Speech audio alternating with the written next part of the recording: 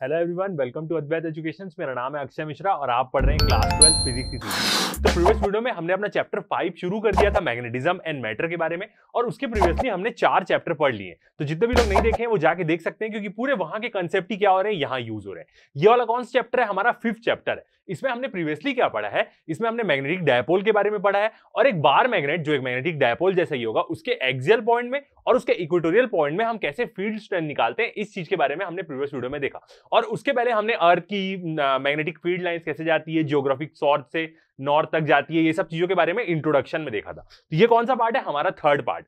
अब इस वीडियो में हम क्या पढ़ेंगे, देखेंगे कि कैसे एक सोलोनॉइड बार मैग्नेट जैसा ही बिहेव करता है। मतलब यदि सोलोनॉइड के एक्सियल लाइन में किसी पॉइंट में हम क्या निकालें, फील्ड स्ट्रेंथ निकाले, तो वो कैसे रहती है? सिमिलर बार मैग्नेट जैसी ही रहती है। बस कंडीशन क्या है? सोलोनॉइड फाइनाइट रहे और वो जो डिस्टेंस है वो थोड़ा दूर रहे उससे। ये कुछ कंडीशंस होती है। तो इसी के बारे में देखेंगे कि कैसे एक सोलोनॉइड एक्सट्रीमली एकदम बार मैग्नेट जैसे ही क्या करता है, बिहेव करता है, जब उसके हम एक्सियल लाइन में क्या करें, मैग्नेटिक फील्ड निकाले, तो मैग्नेटिक फील्ड स्ट्रेंथ निकाले। तो ये वाला कौन सा पार्ट है? हमारा 3rd पार्ट है इस चैप्टर का। इसके पहले 2 पार्ट हमने पढ़ लिए। तो जितने भी लोग नहीं देखे हैं जाके देख सकते हैं, और यदि आप चैनल में नए हैं तो बिल्कुल चैनल को सब्सक्राइब करना और लाइक करना ना भूलें। ठीक है, तो देखते हैं हम अपना फर्स्ट टॉपिक आज के लेक्चर का। फर्स्ट टॉपिक क्या है? Bar magnet as an equivalent solenoid. मतलब जो बार मैग्नेट रहेगा वो क्या बिहेव करेगा? इक्विवेलेंट सोलोनॉइड जैसा ही बिहेव करेगा। ठीक है, शुरू करते हैं अपना लेक्चर। फर्स्ट पॉइंट देखते हैं, the magnetic field for a bar magnet and a current carrying solenoid resembles very closely. Resembles very closely मतलब लगभग सेम ही रहता है वो पूरा। Therefore a bar magnet can be thought as a large number of circulating currents in analogue with a solenoid. मतलब हम क्या सोच सकते हैं, एक बार मैग्नेट, एक सोलोनॉइड कैसा होता है, उसमें बहुत सारे सर्कुलर लूप्स होते हैं, और जो क्या होते हैं, एकदम एक दूसरे से अटैच्ड रहते हैं। मतलब वो इतने अटैच रहते हैं कि वो पूरा सिलेंडर टाइप ही दिखता है, और पूरे ऐसे क्या रहते हैं, उसमें वाउंड्स रहते हैं कॉइल के, और उसमें क्या होता है, करंट फ्लो करता है। तो हम ऐसा मान सकते हैं कि बार मैग्नेट और सोलोनॉइड जब दोनों सेम है लगभग, तो हम बार मैग्नेट को भी क्या सोच सकते हैं कि एक बार मैग्नेट भी कैसा होगा, ऐसा होता है नॉर्थ पोल और साउथ पोल। तो हम मान सकते हैं कि बार मैग्नेट में भी क्या हो रहा होगा, पूरा सर्कुलेटिंग करंट फ्लो कर रहा होगा, क्योंकि वो कैसा है, एक प्रकार से सोलोनॉइड जैसा ही बिहेव कर रहा है। ओके, अब कैसे होता है इस चीज के बारे में देखें, तो हम क्या देखते हैं, हमने प्रीवियसली ये चीज पढ़ी है कि एक जो सर्कुलर लूप होगा, एक करंट कैरिंग लूप भी क्या होता है, मैग्नेटिक डायपोल बनाता है, और वो ऐसा क्या करता है, बार मैग्नेट जैसा बिहेव करता है। ठीक है, देखते हैं इसके बारे में। तो यदि हम एक लूप लें, यहां पे यदि हम एक सर्कुलर लूप ले लें, ठीक है, और इस लूप में क्या हो रहा है, करंट फ्लो कर रहा है, तो करंट का डायरेक्शन कैसा ले लेते हैं हम, क्लॉकवाइज ले लेते हैं। ये क्या हुआ, ऐसा क्लॉकवाइज इसमें करंट फ्लो हुआ। ठीक है, अब कैसा होगा, क्लॉकवाइज करंट फ्लो कर रहा है, तो ये कैसा बिहेव करेगा, एक बार मैग्नेट और मैग्नेटिक डायपोल जैसा बिहेव करेगा। कैसे? तो इसकी पहले हम देखते हैं कि मैग्नेटिक फील्ड लाइंस कैसे जाएगी। तो क्या होगा, हर जगह क्या होगा, टेंजेंशियली होगा। तो ऐसा यदि हम देखें, इधर पे क्या होगा, ऐसा करंट फ्लो कर रहा है, तो यहां पे हम देखें तो ये अंदर की तरफ मैग्नेटिक फील्ड लाइंस। ऐसा देखें इधर वाले हिस्से में, तो क्या होगा, राइट हैंड रूल से क्या होगी, ऐसे हमारी मैग्नेटिक फील्ड लाइंस जाएगी। यहां से ऐसा आ रहा है, तो इसको हम क्या करते हैं, ऐसे देखते हैं ये वाले पोर्शन को, तो यहां पे भी मैग्नेटिक फील्ड लाइंस ऐसे, ये होगा ऐसे। मतलब राइट हैंड रूल के हिसाब से देखें तो मैग्नेटिक फील्ड लाइंस क्या होगी, पूरे इसमें अंदर में जाएगी। ठीक है, यही क्या बताता है, हमारा राइट हैंड थंब रूल बताता है। तो यदि हम यहां पे मैग्नेटिक फील्ड लाइंस प्लॉट करें, तो ये क्या हो जाएगा, एक्सिस उसका। यहां से फील्ड लाइन कैसे जाएगी, ऐसे, यहां से ऐसे, ये क्या होगी, मैग्नेटिक फील्ड लाइंस इसमें जाएगी, मतलब इसके अंदर। अब कैसे हमें देखना है कैसे जाएगी फील्ड लाइन, डायरेक्शन के लिए देखें तो एक जो सर्कुलर लूप होता है, यदि उसमें क्लॉकवाइज करंट फ्लो कर रहा है, क्लॉकवाइज, तो वो कैसा बिहेव करेगा, साउथ पोल जैसा बिहेव करेगा। मतलब जो ऊपर वाला हिस्सा है इसका, वो क्या होगा, हमारा साउथ पोल होगा, और नीचे वाला हिस्सा क्या होगा, नॉर्थ पोल होगा। अब ये कैसे बोल सकते हैं, इसके लिए आप कैसे देख सकते हैं, यदि मैं अपनी फिंगर्स को मैं कैसे घुमाऊंगा एंटी क्लॉकवाइज, तो वो आपको क्या दिखेगा, क्लॉकवाइज दिखेगा। देखिए मैं अपनी फिंगर्स को एंटी क्लॉकवाइज घुमा रहा हूं, मगर आपको ये क्या शो करेगा, आपको ये क्लॉकवाइज शो करेगा। आप ऐसे देख भी सकते हैं इसको कि आप उल्टा करेंगे तो क्लॉकवाइज हो जाएगा। मतलब यदि हम इसको ऊपर से देखते हैं, जैसा हमें अब ये दिख रहा है, ऊपर से ही दिख रहा है एक प्रकार से मान ले, तो हमें क्या दिख रहा है, क्लॉकवाइज करंट। मगर जब हम इसको नीचे से देखेंगे ना, तो हमें एंटी क्लॉकवाइज दिखेगा। और हम ये जानते हैं कि जब करंट क्लॉकवाइज फ्लो करता है तो वो साउथ पोल बनाता है, एंटी क्लॉकवाइज फ्लो करेगा तो वो नॉर्थ पोल बनाता है। तो मतलब ऊपर साउथ, नीचे नॉर्थ। तो मैग्नेटिक फील्ड लाइंस मैग्नेट के अंदर कैसे जाती है, साउथ से नॉर्थ जाती है। मैग्नेट के अंदर यदि हम बात करें तो मैग्नेटिक फील्ड लाइंस का डायरेक्शन कैसा होगा, ऐसा। यदि एक ही कॉइल है, यदि इसकी मोटाई होती तो वो अंदर से ही जाती है उसमें, बिल्कुल। तो ये क्या होगा, मैग्नेटिक फील्ड लाइंस का डायरेक्शन होगा। और मैग्नेटिक फील्ड लाइंस क्या बनाती है, क्लोज लूप बनाती है, इलेक्ट्रिक फील्ड लाइंस नहीं बनाती। तो ये क्या होगा, ऐसा क्लोज लूप बनाएगी। और मैग्नेट के बाहर कैसा डायरेक्शन होगा, या मैग्नेटिक डायपोल बोले या बार मैग्नेट बोले, सबके बाहर। तो बाहर कैसे मैग्नेटिक फील्ड लाइन जाती है, साउथ से नॉर्थ। मतलब यहां पे हम ऐसा लूप कंप्लीट करें तो क्या जाएगी, नॉर्थ से साउथ। बाहर कैसे जाती है, नॉर्थ से साउथ जाती है। तो ये क्या है, ऐसा हमारा नॉर्थ से साउथ जाएगी। सेम यहां से भी हम ऐसे ले लें तो ये नॉर्थ से साउथ, मतलब मैग्नेट के अंदर साउथ से नॉर्थ और बाहर कैसे जा रही है वो। ठीक है, अब ये क्या है, ये एक कॉइल हमने लिया है। अब ऐसे हम यदि बहुत सारे कॉइल्स ले लें, मान लीजिए ये ऐसे ही हम क्या ले लेते हैं, बहुत सारे कॉइल्स ले लेते हैं, तो ये एक प्रकार का क्या बन जाएगा, सोलोनॉइड बन जाएगा। और सेम इसमें भी क्या होगा, करंट का कंडीशन भी यदि हम वैसी रख दें, यदि ऊपर से हम देखें तो क्लॉकवाइज करंट यहां पे फ्लो करा दें, तो इस तरफ भी वैसी होगा। तो ऊपर में क्या बन जाएगा, साउथ पोल, नीचे क्या बन जाएगा, नॉर्थ पोल। सेम इसी कंडीशन में, बस इसमें नंबर ऑफ टर्न्स ज्यादा हो गए। तो मैग्नेटिक फील्ड लाइंस भी कैसे जाएगी, इसके अंदर तो वो ऐसे ही जाएगी बिल्कुल, और बाहर कैसे जाएगी, ऐसे, ये बाहर जाएगी। मतलब अंदर कहां जाएगी, साउथ से नॉर्थ पोल, और बाहर कैसे जाएगी, नॉर्थ पोल से साउथ पोल। तो एक सोलोनॉइड भी क्या हो सकता है, मैग्नेटिक डायपोल जैसा बिहेव कर सकता है। मतलब वो क्या बन सकता है, एक प्रकार का बार मैग्नेट बन सकता है। ठीक है, अब यदि और हम देखें तो एक बार मैग्नेट को भी देख सकते हैं। ये हमने ऑलरेडी प्रीवियसली पढ़ चुका है। ऊपर साउथ पोल ले लेते हैं, नीचे नॉर्थ पोल। तो बार मैग्नेट के अंदर मैग्नेटिक फील्ड लाइन कैसे जाएगी, साउथ से नॉर्थ, और बाहर कैसे जाएगी, नॉर्थ से साउथ। तो सेम एक करंट कैरिंग लूप बोले, या एक सोलोनॉइड बोले, या एक बार मैग्नेट बोले, तो सब कैसा बिहेव करता है, सेम भी बिहेव करता है। मैग्नेटिक फील्ड लाइन सेम रहती है। तो इसलिए हम बोल रहे हैं कि सोलोनॉइड भी क्या होगा, एक प्रकार से बार मैग्नेट जैसा ही बिहेव करेगा। और जब हम एक्सियल पॉइंट में इसके फील्ड स्ट्रेंथ निकालेंगे तो वो सेम आएगी बार मैग्नेट जैसी, बस कुछ छोटी सी वहां पे कंडीशन रहेगी। ओके, तो ये हुआ इसके बारे में। अब नेक्स्ट पॉइंट देखते हैं। तो फर्स्ट चीज आपको समझ में आई कि कैसे एक बार मैग्नेट सोलोनॉइड जैसा प्रिटेंड करेगा। ओके, नेक्स्ट पॉइंट देखते हैं। Cutting A bar magnet in half is like a cutting A solenoid. यदि हम एक बार मैग्नेट को आधा कट कर दें, तो हम प्रीवियस चैप्टर में पढ़ चुके हैं कि मोनोपोल्स तो एग्जिस्ट करते ही नहीं है। मतलब एक बार मैग्नेट को आधा करेंगे तो हमें दो बार मैग्नेट मिल जाएगा, छोटा छोटा। तो सेम वैसे ही हम एक बार मैग्नेट को कट करें तो वो सिमिलर है। यदि हम एक सोलोनॉइड को कट कर दे बीच से, तो हमें क्या मिल जाएंगे, दो छोटे छोटे सोलोनॉइड मिल जाएंगे, जिसमें एक में साउथ पोल होगा और नॉर्थ पोल तो होगा ही होगा, same bar magnet type. We get to smaller solenoid with weaker magnetic properties. अब ये जो वीकर मैग्नेटिक प्रॉपर्टीज है, इसका क्या है, थोड़ा सा फंड है। कैसे, हमने जब प्रीवियसली सोलोनॉइड पढ़ा है, जब प्रीवियस चैप्टर में हमने निकाला था, मैं आपको बता दूंगा कौन सा लेक्चर था वो जहां पे हमने सोलोनॉइड पढ़ा है, तो यदि आप नहीं पढ़े होंगे तो जाके देख सकते हैं वहां पे। तो सोलोनॉइड के हमने क्या किया था, हमने उसके बीच में स्ट्रेंथ निकाली थी, इलेक्ट्रिक फील्ड स्ट्रेंथ। मतलब पूरे जो सर्कुलर कॉइल से उसके सेंटर में हमने फील्ड स्ट्रेंथ निकाली थी सोलोनॉइड की, जहां पे यदि हम बोले कि यदि सोलोनॉइड इन्फिनाइट है तो वो फील्ड लाइंस पैरेलल जाती है उसके अंदर से। तो वहां पे हमने कहां निकाली है, उसके सेंटर में निकाली है। बट यहां पे हम कहां निकालेंगे, उसके एक एक्सियल पॉइंट में निकालेंगे। तो सेंटर में, यदि सोलोनॉइड के सेंटर में हम फील्ड स्ट्रेंथ निकालते हैं ना, तो वो उसके लेंथ और उसके रेडियस पे डिपेंड ही नहीं करती। देखते हैं ये चीज। तो यहां पे क्या बोल रहे हैं, यहां पे हमें क्या लाइन मिली है कि यदि हम एक बार मैग्नेट को आधा कट करते हैं तो वो उसी के बराबर होगा कि हम एक सोलोनॉइड को आधा, बीच से सोलोनॉइड को कट कर दे रहे हैं। तो हमें क्या मिलेगा, बार मैग्नेट को आधा कट किए तो दो बार मैग्नेट मिलेगा, सोलोनॉइड को आधा कट किए तो दो छोटे छोटे सोलोनॉइड्स मिलेंगे, बड़ी लेंथ कम हो जाएगी उसकी, और वीकर मैग्नेटिक प्रॉपर्टीज मिलेगी। ठीक है, बट हमने प्रीवियसली तो ये चीज पढ़ चुकी है। क्या प्रीवियसली हमने क्या चीज पढ़ ली है कि सोलोनॉइड, मतलब यदि सोलोनॉइड की जो फील्ड स्ट्रेंथ रहती है सेंटर में, वो डिपेंड नहीं करती उसकी लेंथ से। तो इसी चीज के बारे में हम देखते हैं।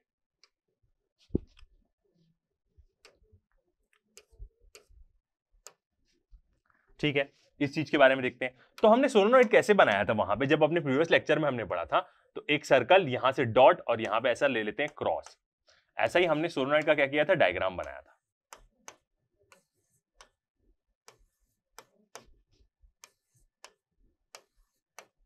अब यहां पे हमने कैसे लिया था, जो उसका सर्कुलर कॉइल है वो कैसा होगा, डॉट मतलब बाहर निकल रहा है आपकी तरफ, क्रॉस मतलब अंदर जा रहा है। ऐसे ही हम मैग्नेटिक फील्ड का डायरेक्शन देते थे, तो यहां से बाहर निकला, यहां से अंदर गया, यहां से डॉट से बाहर निकला, यहां से अंदर गया। तो ऐसे ही क्या रहते हैं, पूरे सर्कुलर कॉइल्स क्या रहते हैं, बाउंड रहते हैं। ओके, अब हमने जो मैग्नेटिक फील्ड स्ट्रेंथ देखी थी यहां पे, वो कैसे रहती है, सेंटर में ऐसे रहती है। ये मैग्नेटिक फील्ड लाइन कुछ भी हो सकता है डायरेक्शन, मतलब किसी तरफ भी साउथ और नॉर्थ पोल हो सकता है, वो करंट के ऊपर डिपेंड करेगा कि करंट कैसा फ्लो कर रहा है। तो अंदर में कैसे जाती है, ऐसे, और बाहर में कैसे जाएगी, ऐसे। सेम वही जो अभी हमने फंडा यूज किया मैग्नेटिक फील्ड लाइंस का, कि अंदर में वो जाएगी साउथ से नॉर्थ और बाहर में जाएगी वो कैसा। तो ये होगी सोलोनॉइड की मैग्नेटिक फील्ड। ऐसा हमने जो उस समय डेरिवेशन किया है उसमें क्या निकाला था, हमने फील्ड स्ट्रेंथ सेंटर में निकाली थी। और उसका एक्सप्रेशन क्या होता है, फील्ड स्ट्रेंथ जब हम सेंटर में निकालते हैं तो उसका एक्सप्रेशन होता है B is equal to centre की फील्ड स्ट्रेंथ का म्यू 0 एन आई। ये क्या होता है? एक्सप्रेशन होता है उसकी, यदि हम सोलोनॉइड के सेंटर में मैग्नेटिक फील्ड निकाले तो। ठीक है, नहीं विजिबल है, एक और कलर से देख लेते हैं। ऐसा क्या था, ये क्या किसमें था? हमारे उसके सेंटर में निकाले थे, और हमने ये देखा था कि जब सेंटर में सोलोनॉइड की मैग्नेटिक फील्ड निकालते हैं तो वो उसके लेंथ पे डिपेंड करती ही नहीं है। ऑब्वियस ही बात है, एक्सप्रेशन में ही दिख रहा है हमें को μ0 एन आई, और एन क्या था यहाँ पे? Number of turns per unit length था यहाँ पे एन। तो सोलोनॉइड की मैग्नेटिक फील्ड उसके सेंटर में किसी पे डिपेंड नहीं करेगी, ना ही उसके लेंथ पे ना ही उसके रेडियस पे कि सोलोनॉइड कैसा है। बट हमने यहाँ पे क्या देखा कि यदि हम सोलोनॉइड को आधा कट कर दें तो उसकी वीकर मैग्नेटिक प्रॉपर्टीज मिलेगी। ऐसा इसलिए क्योंकि जो मैग्नेटिक डायपोल का फॉर्मूला होता है, क्या होता है? m × 2l, यही होता है। तो जब हम सोलोनॉइड और बार मैग्नेट को आधा कम कर देंगे तो उससे क्या होगा? उसकी इफेक्टिव लेंथ या मैग्नेटिक लेंथ कम हो जाएगी। इसके कारण क्या होगा? डायरेक्टली प्रोपोर्शनल रहती है मैग्नेटिक फील्ड की स्ट्रेंथ उसके एक्सियल पॉइंट में, तो ये डायरेक्टली प्रोपोर्शनल रहेगा m के मैग्नेटिक फील्ड स्ट्रेंथ। तो जब मैग्नेटिक मूवमेंट कम हो जाएगा तो उसकी फील्ड स्ट्रेंथ कम हो जाएगी, इसका मतलब ये। मगर ये कहां पे है? उसके एक्सियल लाइन में, एक पॉइंट में। एक्सियल लाइन मतलब यहां से यदि मैं एक्सिस बना दूं तो यहां पे एक पॉइंट P पे उसकी स्ट्रेंथ कम हो जाएगी यदि हम उसको आधा कर दिए तो। ठीक है, तो ये वाला कंसेप्ट है। अब यदि आपको देखना है कि हम सोलोनॉइड कहां पे पढ़े थे तो आप उस लेक्चर में जाके देख सकते हैं। वो कौन सा लेक्चर था? हमारा चैप्टर 4 का। चैप्टर 4 मतलब जस्ट प्रीवियस वाला चैप्टर, और उसका कौन सा था? पार्ट 3 था। चैप्टर 4 के पार्ट 3 में आप ये वाला लेक्चर जाके देख सकते हैं, आपको सोलोनॉइड के बारे में पूरी इंफॉर्मेशन मिल जाएगी। बट वहां पे हमने स्ट्रेंथ इसके सेंटर में निकाली। यहां पे हम क्या निकालेंगे? उसकी एक्सियल लाइन में स्ट्रेंथ निकालेंगे और पता चलेगा कि वो बार मैग्नेट जैसी ही मिल रही हो। ठीक है, तो ये चीज हो गई। आगे देखते हैं, नेक्स्ट पॉइंट देखते हैं। नेक्स्ट पॉइंट क्या बोलता है? The field lines remain continuous emerging from one face of the solenoid and entering into another face। Solenoid के बारे में बात कर रहा है, तो क्या बोल रहा है? सोलोनॉइड की फील्ड लाइंस कैसी रहेगी? एक प्रकार से बार मैग्नेट से ही रहेगी। एक फेस से निकलेगी और अगले फेस में एंटर करेगी। सेम जो अभी हमने डायग्राम देखा वैसी, एक फेस से निकलेगी और अगले फेस में क्या करेगी? वो एंटर करेगी। अभी डायग्राम देखते हैं, ये देखिए, एक कोई भी फेस से क्या हो रही है? निकल रही है और अगले फेस से एंटर कर रही है। ठीक है, हमने डायरेक्शन नहीं लिया, डायरेक्शन ले लेते हैं। वो करंट के फ्लो के ऊपर डिपेंड होगा। ऐसा फ्लो कर रहे हैं मतलब हम मान ले रहे हैं कि यहां साउथ पोल है और यहां नॉर्थ पोल है। ठीक है, ऐसा करंट का क्लॉकवाइज डायरेक्शन हुआ कैसा? तो आप देख सकते हैं फील्ड लाइंस एक फेस से निकल रही है और अगले फेस में क्या कर रही है? एंटर कर रही है। तो यही क्या है? ऐसा ही क्या होती है फील्ड लाइंस? बार मैग्नेट में भी होती है सेम। तो इसलिए हम बोल रहे हैं कि लगभग फील्ड लाइंस दोनों की सेम होगी। ठीक है, नेक्स्ट पॉइंट देखते हैं। 2 पॉइंट्स और फिर हम क्या करेंगे? सीधा इसका डेरिवेशन शुरू करेंगे। One can test this analogy. Analogy मतलब दोनों के बीच में सिमिलैरिटी को कोई टेस्ट कर सकता है। कैसे? Having a small compass needle in the neighbour of the bar magnet and a current carrying finite solenoid. Finite solenoid हम अपने केस में यूज करेंगे, इनफिनाइट नहीं यूज करेंगे। ठीक है, मतलब उसकी पर्टिकुलर लेंथ होगी। जो बार मैग्नेट जैसी उसकी इक्विवेलेंट लेंथ थी, मैग्नेटिक लेंथ 2l जैसी उसकी भी एक लेंथ होगी। And noting that deflection of the needle are similar in both the cases. यदि हम नोट करेंगे तो डिफ्लेक्शन क्या आएगा? सेम आएगा दोनों केस में। कैसे? इसको हम देख सकते हैं। अब यदि यहां पे मैग्नेटिक फील्ड लाइंस है इसकी, ठीक है, और यहां पे कैसा है? साउथ पोल बन रहा है और नॉर्थ पोल बन रहा है। ओके, एक कंपास नीडल ले लेते हैं यहां पे। यदि हम एक कंपास की नीडल ले ले, नॉर्थ पोल इधर है, साउथ पोल इधर है। ठीक है, इसको हल्का सा क्या करते हैं? चेंज करते हैं मैग्नेटिक फील्ड लाइंस को। डायरेक्शन बस हम हल्का सा चेंज कर रहे हैं, किसके लिए? उसके लिए।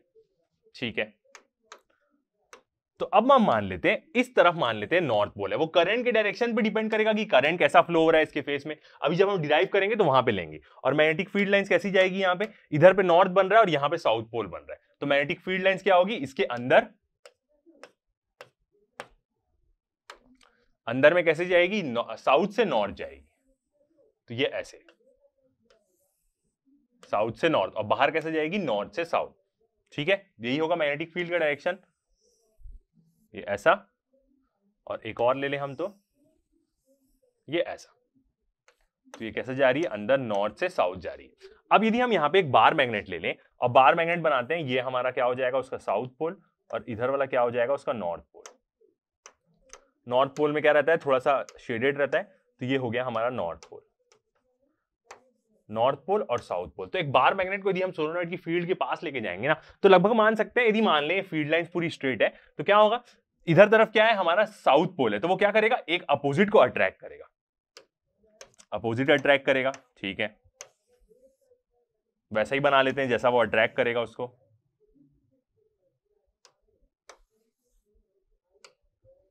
यहाँ पे क्या है, साउथ पोल है, तो वो क्या करेगा, नॉर्थ पोल को अट्रैक्ट करेगा। तो ये हो गया हमारा नॉर्थ पोल, नॉर्थ पोल और साउथ पोल। ऑब्वियसली बात है, इधर साउथ पोल आ रहा है तो वो क्या करेगा, नॉर्थ पोल को अट्रैक्ट करेगा। ये डिफ्लेक्शन यदि हम एक बार मैग्नेट के पास लेके जाएं कंपास की नीडल को, तो सेम डिफ्लेक्शन होगा। और ये डिफ्लेक्शन को यदि हम इसका एंगल मेजर कर लें कि वो कितना डिफ्लेक्ट हो रहा है, तो ऐसा ही डिफ्लेक्शन क्या होगा, सोलेनोइड के पास भी होगा। सोलेनोइड के पास जितना डिफ्लेक्शन हो रहा है उतना बार मैग्नेट के पास भी होगा यदि हम उसके पास में लेके जाए। तो यही चीज क्या बोली, हमारे सेकेंड पॉइंट में बोली। ओके, नेक्स्ट पॉइंट देखते हैं। तो कैसे इस एनालॉजी को टेस्ट करेंगे कि दोनों सेम रहता है, बार मैग्नेट सोलेनोइड जैसा रहता है, कुछ नहीं, उसके एक्सियल लाइन में हम क्या करेंगे, फील्ड स्ट्रेंथ निकाल लेंगे। तो to prove mathematically that magnetic field produced by a solenoid और on a point on the axial line is same as the bar magnet, हमें यदि प्रूफ करना चाहते हैं कि जो सोलेनोइड के एक्सियल पॉइंट में जो मैग्नेटिक फील्ड स्ट्रेंथ रहती है वो बार मैग्नेट जैसी रहती है, तो हम क्या करेंगे, this analogy between bar magnet and solenoid can be shown by calculating the magnetic field on the axial point of the solenoid which resembles that to the bar magnet. मतलब कैसे प्रूफ कर सकते हैं, कुछ नहीं, उसके एक्सियल पॉइंट पे magnetic field calculate कर देंगे तो वो बार मैग्नेट जैसी ही निकलेगी। अब कंडीशन क्या है, याद रखिएगा, फाइनाइट सोलेनोइड हम यूज कर रहे हैं और वो जो फील्ड है उसको बहुत दूर निकालेंगे हम, मतलब सोलेनोइड बहुत छोटा होगा, जैसे हमने प्रीवियसली जो डेरिवेशन किया बार मैग्नेट का वहां पे किया है, वहां पे हमने क्या लिया है कि वो पॉइंट बहुत दूर हो रहा था, इसलिए उसके कुछ टर्म्स नेग्लेक्ट हो जा रहे थे। सेम चीज हम क्या करेंगे, यहां पे भी करेंगे। ओके, तो शुरू करते हैं अपना डेरिवेशन, देखते हैं कैसा होगा, दोनों की फील्ड सेम कैसे आएगी। ठीक है, तो फर्स्ट हम क्या करते हैं, अपना डायग्राम बनाते हैं। अब क्या लेंगे, सोलेनोइड कैसा रहता है, ऐसे बहुत सारे वायर्स उसमें वाउंड रहते हैं, तो हम क्या करते हैं, वो वाउंड होके क्या बना देता है, एक प्रकार का सिलेंडर ही बना देता है। सिलेंडर जैसा ही दिखता है, वो रहता नहीं है, मगर वायर इतने क्लोजली वाउंड रहते हैं कि वो सिलेंडर जैसा दिखता है। तो हम क्या करेंगे, यहां पे एक सिलेंडर लेते हैं,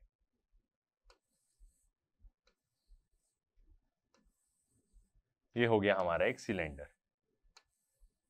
इसका मतलब क्या है, ये सोलेनोइड है जो पूरा क्या है, वाउंड है, मतलब आप इसको देख सकते हैं तो कैसा होगा, ऐसा ही ये पूरा वाउंड सोलेनोइड है। ठीक है, बस वो क्या होगा, उसको हमने इजी बने इसलिए हमने क्या लिया, एक प्रकार का सिलेंडर ले लिया। ठीक है, अब जब सोलेनोइड है तो क्या हो रहा होगा, इसमें करंट फ्लो कर रहा होगा, तो करंट का डायरेक्शन ले लेते हैं। और करंट का डायरेक्शन कैसे लेते हैं, यहां पे एंटी क्लॉकवाइज ले लेते हैं, कैसा भी ले सकते हैं। तो ये हो गया हमारे करंट का डायरेक्शन। ठीक है, आई एंटी क्लॉकवाइज, यहां पे भी क्या होगा, अब जब ये ऐसा करंट इसमें फ्लो करके जा रहा है, एंटी क्लॉकवाइज कैसा, ये कैसा बन जा रहा है, अभी क्लॉकवाइज बन जा रहा है। ठीक है, एंटी क्लॉकवाइज ले लेते हैं, ये हो गया हमारे करंट का डायरेक्शन एंटी क्लॉकवाइज। ओके, अब जब एंटी क्लॉकवाइज ऐसा फ्लो कर रहा है तो पूरा करंट वैसा ही जाएगा एंटी क्लॉकवाइज ही, उसमें ऐसे ऐसे करके, ठीक है, ऐसे ऐसे करके ही जाएगा पूरा उसमें। तो इस फेस में भी क्या होगा, सेम एंटी क्लॉकवाइज ही करंट आएगा, सेम जो ये फेस रहेगा वहां पे भी क्या आएगा, सेम एंटी क्लॉकवाइज ही करंट आएगा। ऐसा इसलिए क्योंकि वो ऐसा ऐसा करके जा रहा है, तो सेम वो पूरा ऐसा ही फ्लो करते हो जाएगा। कॉइल है पूरा हेलिकल प्रकार का, तो वो पूरा वैसे ही फ्लो करते जाएगा। मगर यहां पे भी सेम क्या होगा, एक साउथ पोल होगा, एक नॉर्थ पोल होगा। तो यहां पे यदि हम देखें तो यहां पे क्या दिख रहा है, हमें एंटी क्लॉकवाइज दिख रहा है, तो ये कैसा बिहेव करेगा, एक प्रकार से नॉर्थ पोल जैसा बिहेव करेगा। ये जो है एंटी क्लॉकवाइज करंट कैसा बिहेव करता है, नॉर्थ पोल जैसा बिहेव करता है। ओके, अब सेम यहां पे यदि हम देखेंगे, यहां से जब हम इसको देख रहे हैं तो नॉर्थ पोल मिल रहा है, तो इधर से देखेंगे तो हमें क्लॉकवाइज मिल जाएगा, तो ये कैसा, साउथ पोल जैसा बिहेव करेगा, याद रखिएगा। ठीक है, सेम वही फंडा आएगा कि यदि मैं अपनी उंगलियों को एंटी क्लॉकवाइज घुमाऊं, खुद देखूं, तो वो आपको क्या दिखेगा, क्लॉकवाइज दिखेगा। तो सेम जैसा अभी हमने एक सर्कुलर लूप को देखा, ऊपर से देख रहे थे तो क्लॉकवाइज दिख रहा था, नीचे से देखेंगे तो एंटी क्लॉकवाइज, क्लॉकवाइज मतलब साउथ पोल, नीचे से एंटी क्लॉकवाइज देखे मतलब नॉर्थ पोल। सेम, तो यहाँ पे एंटी क्लॉकवाइज घूम रहा है नॉर्थ पोल, तो जब उसको अगले मतलब डायरेक्शन से देखेंगे तो वो साउथ पोल बनेगा, तो वो एक प्रकार का बार मैग्नेट जैसा ही बनेगा। ओके, तो ये इंफॉर्मेशन आपको समझ में आ गई। ठीक है, अब क्या करते हैं, सारा जो जो चीज डेरिवेशन होगा वो चीजों को देखते हैं। तो इसकी क्या ले लेते हैं हम, फर्स्ट एक एक्सिस ले लेते हैं, जिस एक्सियल लाइन में हम क्या करेंगे, प्रूफ करेंगे। तो ये हो गई इसकी एक्सियल लाइन। अब हमें क्या करना है, फील्ड स्ट्रेंथ निकालनी है एक पॉइंट पी पे। यहां पे एक पॉइंट ले लेते हैं हम पी, सेम जैसे हमने बार मैग्नेट के एक्सियल लाइन में एक पॉइंट पे फील्ड स्ट्रेंथ निकाली थी, सेम वैसी करेंगे। ओके, बीच का इसका एक एक्सिस ले लेते हैं, जिसको हम किससे डिनोट कर देते, ओ से डिनोट कर देते। ओके, अब लेंथ देखते हैं, तो लेंथ कैसी रहेगी इसकी, ये वाली जो लेंथ है, आधी लेंथ रहेगी सोलेनोइड की L। ओके, और इधर की भी लेंथ क्या रहेगी, आधी लेंथ L रहेगी। मतलब एक प्रकार से हम क्या ले रहे हैं, पूरा 2L ले रहे हैं यहां पे। जैसे हमने एक बार मैग्नेट को लिया था, क्योंकि टर्मिनोलॉजी वैसी लेनी पड़ेगी, तभी तो हमें पता चलेगा कि फील्ड स्ट्रेंथ है कि नहीं है। ओके,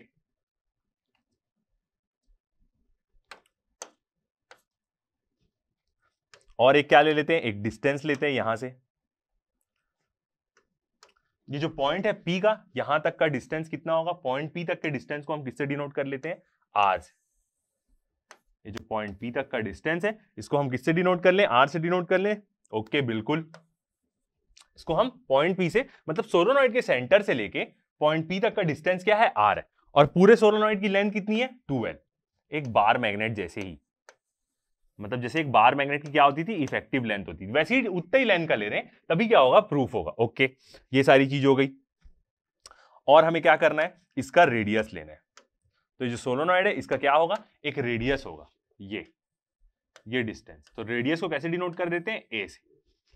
ए विजिबल है, ओके, उसका क्या है, वो रेडियस है सोलोनॉइड का। ओके, अब क्या करेंगे, हमें यहां पे एक पूरे सोलोनॉइड के कारण इस पॉइंट P पे हमें क्या निकालना है, फील्ड स्ट्रेंथ निकालना है। तो उसके लिए हमें क्या करना पड़ेगा, एक एलिमेंट लेते हैं, एक सर्कुलर एलिमेंट लेते हैं, वो एलिमेंट के कारण उस पॉइंट P पे फील्ड निकाल लेते हैं, फिर उस एलिमेंट को लिमिट से इंटीग्रेट कर देंगे, तो पूरे सोलोनॉइड के कारण हमें फील्ड मिल जाएगी। ठीक है, तो एक सर्कुलर एलिमेंट लेते हैं। यहां ये हमने क्या ले लिया, एक सर्कुलर एलिमेंट ले लिया। ये जो एलिमेंट है, इसकी जो लेंथ है, वो लेंथ क्या हो जाएगी, dx। ओके, और O से लेके, मतलब सेंटर से लेके इस एलिमेंट तक का डिस्टेंस को हम क्या ले लेते हैं, x मान देते हैं। ठीक है, टर्मिनोलॉजी आपको समझ में आई। ओके, और कुछ डाटा पुट करना है कि डायग्राम में, नहीं, ठीक है, इतना क्या हो गया, हमारे लिए काफी हो गया। ओके, अब देखते हैं हम, सबसे पहले फर्स्ट हम देख लेते हैं कि ये जो एलिमेंट है, ये क्या है, पूरा वायर टर्न्ड है, इसमें सोलोनॉइड एक प्रकार का। तो ये जो एलिमेंट है, इसमें कितने नंबर ऑफ टर्न्स आ रहे हैं, ये हम देख लेते हैं। क्योंकि जब प्रीवियसली हमने सोलोनॉइड डिराइव किया था, तो वहां पे स्मॉल एन लिया था, मतलब number of turns per unit length लिया था। यहां पे देखते हैं हम। ओके, तो सबसे पहले हम क्या करते हैं, कुछ अपनी नोटेशन ले लेते हैं कि क्या क्या चीजों से हम डिनोट करेंगे, उसके भी पहले। ठीक है, तो लेट आई क्या हो जाएगा हमारा, जो क्या है, करंट फ्लो कर रहा है सोलोनॉइड में, current passing through solenoid. Current क्या हुआ, जो सोलोनॉइड में पास हो रहा है। ए क्या हो जाएगा हमारा, radius of solenoid.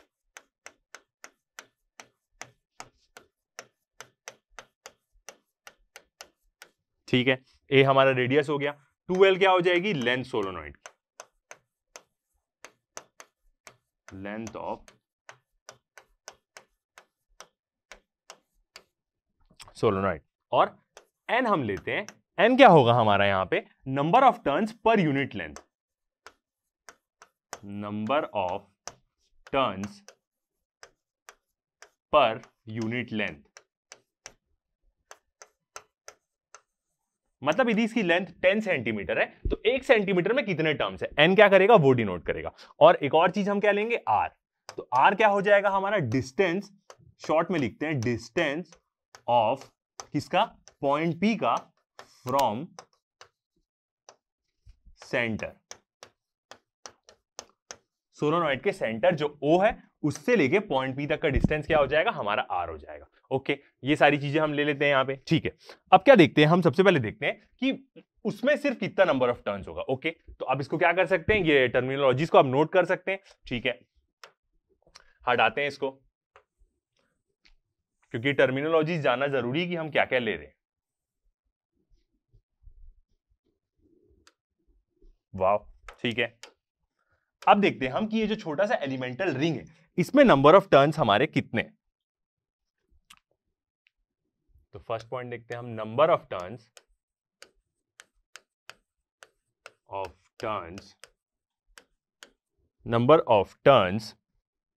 In the element.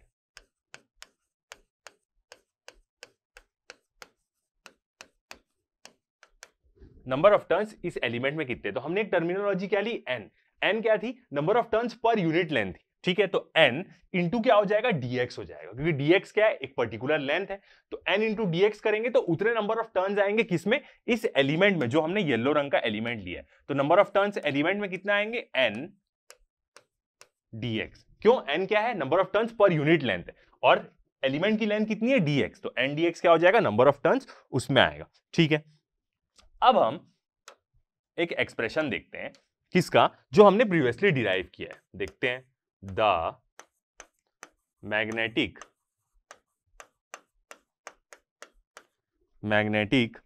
Field on the axis of a circular current carrying loop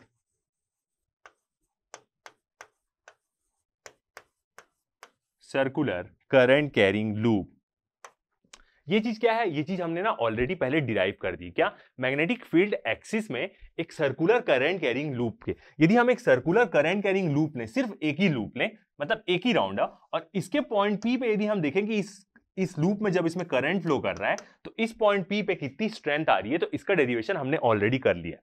कहां पे किया है हमने इसका डेरिवेशन? तो अब जाके उस वीडियो से जाके देख सकते हैं, क्योंकि हम क्या करेंगे, वहीं से इसका एक्सप्रेशन यूज करेंगे सीधा, क्योंकि यहां पे एक एलिमेंट है, रिंग है, उसके कारण हम क्या कर सकते हैं? मैग्नेटिक फील्ड निकाल सकते हैं। तो ये वाला डेरिवेशन हमने किसमें किया है? अपने चैप्टर 4 में, चैप्टर 4 का पार्ट 2 यदि आप जाके देखेंगे तो वहां पे आपको ये डेरिवेशन मिल जाएगा कि हम जो अभी यहां पे डेरिवेशन यूज करने वाले हैं। हमें क्या करना है? सबसे पहले देखना है कि इस सर्कुलर जो एक एलिमेंटल रिंग लिए, इसके कारण पॉइंट पी पे कितनी स्ट्रेंथ आ रही है, मैग्नेटिक फील्ड स्ट्रेंथ। हमने एक ऑलरेडी डेरिवेशन कर लिया है प्रीवियस चैप्टर के पार्ट 2 में, कि जब हम एक ही कॉइल लें, सिर्फ एक ही लूप लें, तो उसके एक्सियल पॉइंट पे कितना क्या आती है? फील्ड स्ट्रेंथ आती है। तो वहां पे हमारा एक्सप्रेशन क्या आया था, देखते हैं। B is equal to mu 0 n capital N I a square by 2 bracket में r square plus a square की पावर 3/2, a स्क्वायर की पावर 3/2। ये वाला क्या किया है हमने? ऑलरेडी डिराइव कर दिया। म्यू 0 क्या है? परमिटिविटी। ठीक है, n क्या होगा? Number of turns, total number of turns है यहां पे n, मतलब वो वहां पे क्या हुआ था, हमने सिर्फ एक ही रिंग ली थी, सर्कुलर लूप, और उसके कारण पॉइंट निकाला था। यदि वो लूप बहुत ज्यादा हो जाए, सर्कुलर रिंग्स उसमें और ज्यादा लूप हो जाए, नंबर ऑफ टर्न ज्यादा हो जाए, तो वो n टाइम्स फील्ड बढ़ जाएगी। आई क्या है? जो करंट उसमें फ्लो कर रहा है। ए क्या था? उस सर्कुलर लूप का रेडियस। कोई टेंशन नहीं, यहां पे भी ए हमने सोलोनॉइड का रेडियस ही लिया, और ये भी क्या है? सारे सर्कुलर लूप्स ही हैं। ओके, आर क्या था? डिस्टेंस था, जिस पॉइंट पे हमें एक्सियल लाइन में डिस्टेंस था, जिस पॉइंट पे हमें फील्ड स्ट्रेंथ निकालनी थी। यहां पे भी आर हमने सेम वही डिनोट किया है, जिस पॉइंट पे हमें फील्ड स्ट्रेंथ निकालनी है, और ए वही हो जाएगा जो उसका रेडियस है सोलोनॉइड का, और वहां पे क्या था? सर्कुलर कॉइल का था। ठीक है, तो ये एक्सप्रेशन हम क्या करेंगे? यूज करेंगे। अब इस एक्सप्रेशन, ये एक्सप्रेशन तो एक रिंग का था, बस एक सर्कुलर कैरिंग लूप का था, यहां पे बहुत सारे। ठीक है, और हम सबसे पहले क्या कर रहे हैं? एक एलिमेंट के कारण, इस एलिमेंट के कारण इस पॉइंट पे फील्ड स्ट्रेंथ निकाल रहे हैं। तो ये एक्सप्रेशन में क्या क्या चीज चेंज होगा देखते हैं। कौन कौन सी चीज चेंज होगी इसमें? एन चेंज होगा, तो देखते हैं। फर्स्ट क्या चेंज हो जाएगा इस एक्सप्रेशन में? हियर एन, वहां पे एन क्या था? कितने नंबर ऑफ टर्न्स हैं उस सर्कुलर लूप में, उसके कारण फील्ड स्ट्रेंथ बढ़ते जाएगी एन टाइम्स। यहां पे, वहां पे एन था, यहां पे हम क्या लेंगे? यहां पे हमारे नंबर ऑफ टर्न्स कितने हैं उस एलिमेंट में? N dx. यहां पे हमारे नंबर ऑफ टर्न्स कितने हैं? N dx. ओके, ठीक है। उसके बाद यहां पे क्या है? वहां पे हमने क्या लिया था? आर। आर क्या था? डिस्टेंस था उस पॉइंट पी का। ठीक है, एक सर्कुलर लूप के कारण वो डिस्टेंस था पॉइंट पी का। बट यहां पे क्या हो रहा है? यहां पे ये एलिमेंट से हमें क्या लेना है? एलिमेंट के कारण इस पॉइंट पे फील्ड स्ट्रेंथ हम निकाल रहे हैं, तो उस एलिमेंट से पॉइंट पी तक का डिस्टेंस लेंगे। अब ये एलिमेंट से पॉइंट पी तक का डिस्टेंस कितना है? सेंटर से लेकर डिस्टेंस आर है, और एलिमेंट सेंटर से कितना दूर है? एक्स डिस्टेंस दूर है। तो पॉइंट पी का डिस्टेंस एलिमेंट से कितना होगा? आर माइनस एक्स होगा, बिल्कुल। तो यहां पे हम, वहां पे हमने आर लिया था, यहां पे हम क्या लेंगे? आर माइनस एक्स लेंगे। बस ये सब इस फॉर्मूले में ये सारी चीजें चेंज होगी। ओके, और एक चीज क्या चेंज हो जाएगी? वहां पे एक ही लूप था, तो उसके कारण बी मैग्नेटिक फील्ड टोटल निकल जा रही थी। यहां पे क्या है? हम एक एलिमेंट के कारण, छोटे से एलिमेंट के कारण छोटी सी मैग्नेटिक फील्ड निकाल रहे हैं। भले इस एलिमेंट को इंटीग्रेट करके हम पूरी निकाल लेंगे। तो वहां पे हमने बी लिया था, यहां पे हम क्या लेंगे? इस एलिमेंट के कारण जो मैग्नेटिक फील्ड आएगी वो क्या आएगी? स्मॉल मैग्नेटिक फील्ड आएगी, तो उसको हम लेंगे डीबी। तो ये सारी चीजें हम क्या करेंगे, अपने फॉर्मूले में चेंज करेंगे। मतलब कौन कौन सा टर्म चेंज होगी, यहाँ पे n चेंज हो जाएगा, r चेंज हो जाएगा और b चेंज हो जाएगा। तो नया वाला एक्सप्रेशन क्या हो जाएगा हमारा, देखते हैं। मतलब magnetic field current carrying element के कारण, हमने जो एलिमेंट लिया है उसके कारण मैग्नेटिक फील्ड का रिलेशन क्या हो जाएगा, dB is equal to mu 0, same रहेगा, करंट I फ्लो कर रहा था, ए स्क्वायर भी सेम रहेगा, सोलेनोइड का रेडियस है, वहां पे वो सर्कुलर लूप का रेडियस है। ओके, ऊपर वाली टर्म्स सारी आई ए स्क्वायर, बस क्या आएगा अब यहां पे n आएगा, n dx, n के बदले क्या आ गया, n dx आ गया। ओके, डिवाइड में सामने में 2 था, ब्रैकेट में वहां पे क्या था, r था, इस टर्म में क्या था, r, यहां पे हम क्या लेंगे, r माइनस ए लेंगे, क्योंकि वही एलिमेंट की रिंग से लेके p पॉइंट तक का डिस्टेंस है। तो क्या हो जाएगा, r माइनस ए का होल स्क्वायर हो जाएगा, क्योंकि वहां पे क्या था, r स्क्वायर था। ओके, प्लस ए स्क्वायर तो वैसे ही रहेगा और पूरे की पावर 3/2। तो यहां पे क्या आएगा, ये वाला एक्सप्रेशन आएगा। मतलब ये एक्सप्रेशन क्या दे रहा है हमें, ये जो सर्कुलर एलिमेंट है इसके कारण इस पॉइंट पे मैग्नेटिक फील्ड की स्ट्रेंथ दे रहा है। ओके, ये हो गया। अब देखते हैं हम, एक और चीज हमें क्या कंसीडर करनी है कि वो जो पॉइंट पी है वो क्या है, बहुत दूर लाई कर रहा है, तभी क्या होगा, दोनों का एक्सप्रेशन सेम आएगा, बार मैग्नेट और सोलेनोइड का। तो यहां पे क्या होगा, जो पॉइंट पी है वो बहुत दूर है। इफ जो पॉइंट पी है वो lies, if point P lies at a very large distance,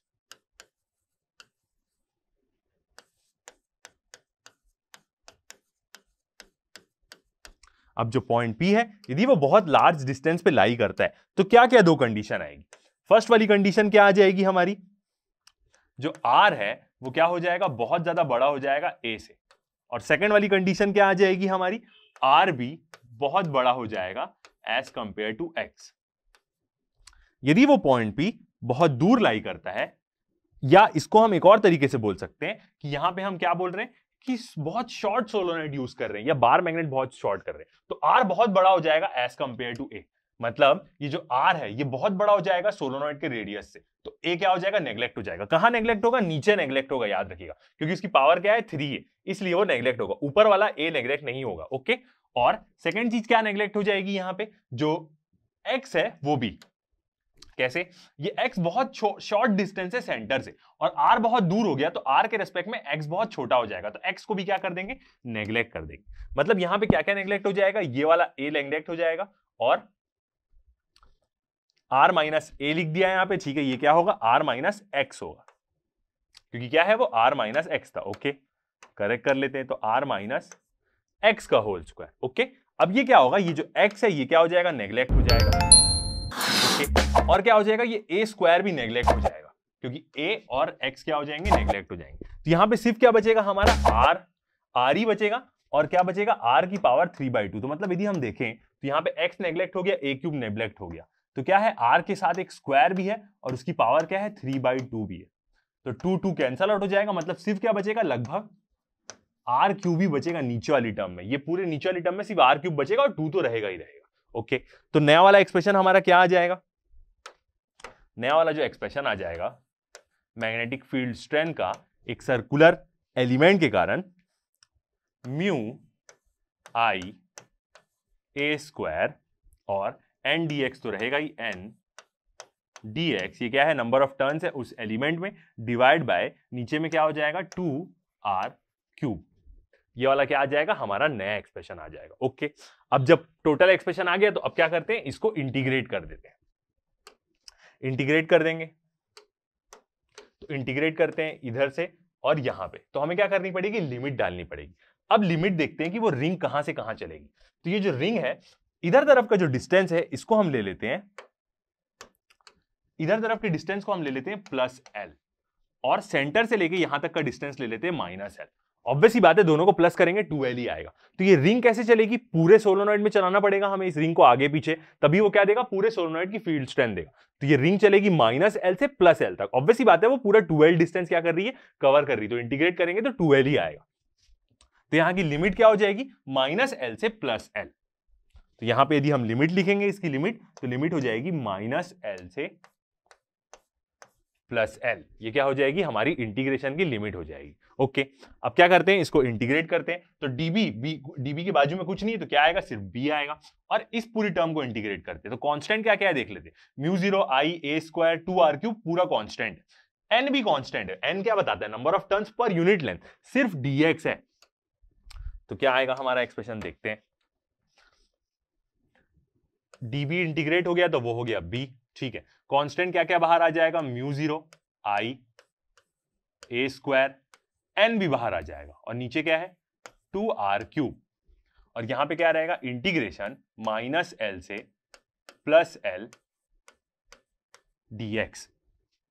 okay, फिर देखते हैं mu 0 I a square n by 2r³।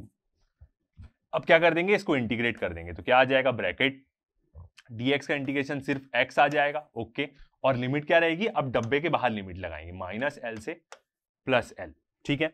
अभी जो -l से +l है इसको यदि हम सॉल्व करें तो यहां पे हम क्या करते हैं, लिमिट पुट कर देते हैं। तो कैसा होगा, upper limit minus lower limit. यहां पे सॉल्व करके देखते हैं, अपर लिमिट क्या है +l, तो l माइनस लोअर लिमिट खुद क्या है, माइनस है तो -l।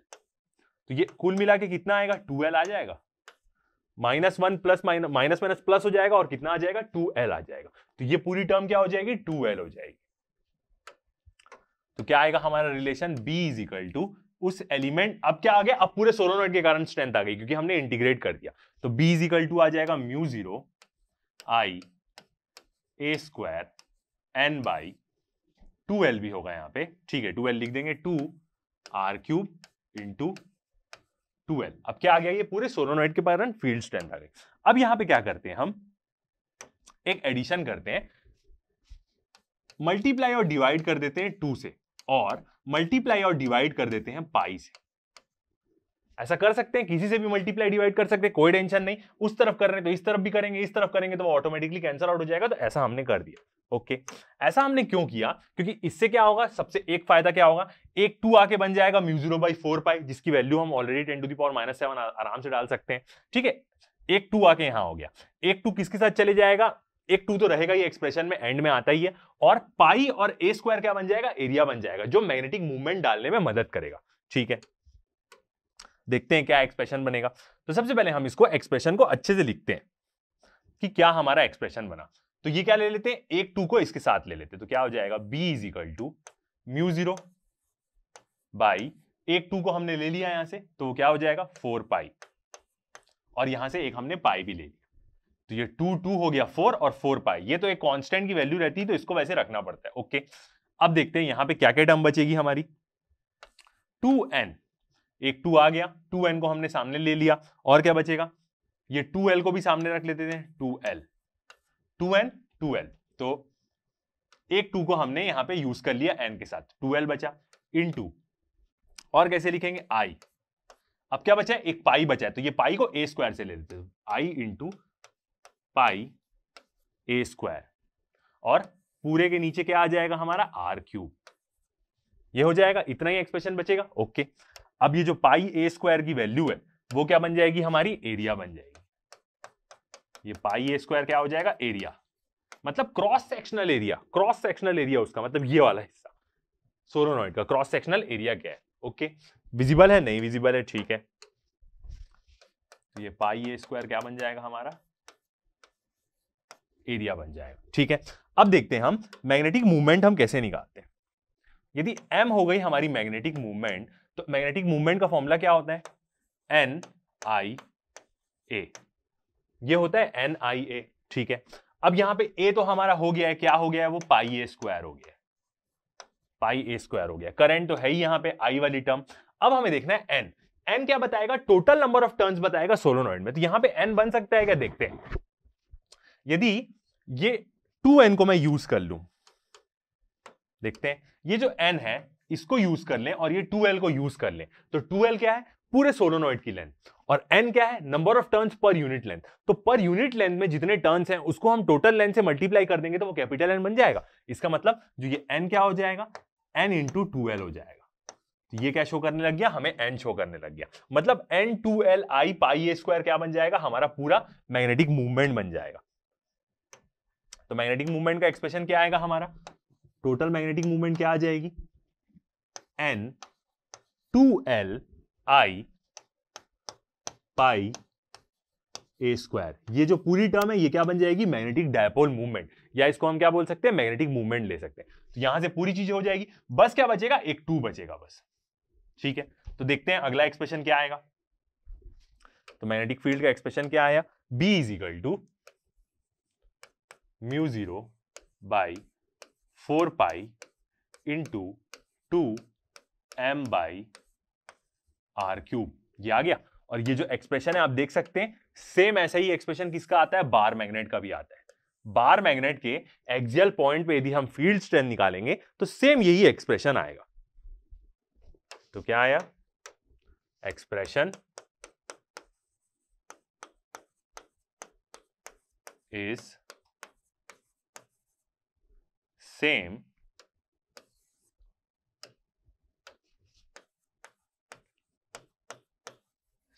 as magnetic field strength of bar magnet at axial line ले लें या एक्सियल लाइन में एक पॉइंट बोल दें। ठीक है, तो सेम आ गया वैसी एक्सप्रेशन। ओके, तो इसका मतलब हम क्या बोल सकते हैं कि जो मैग्नेटिक मूवमेंट होगा बार मैग्नेट का, सेम वही एक्सप्रेशन आया। तो मतलब मूवमेंट बार मैग्नेट की या मैग्नेटिक डायपोल मूवमेंट बोले, वो किसके बराबर हो जाएगी, मैग्नेटिक मूवमेंट ऑफ सोलेनॉइड। तो प्रूफ कर दिया हमने।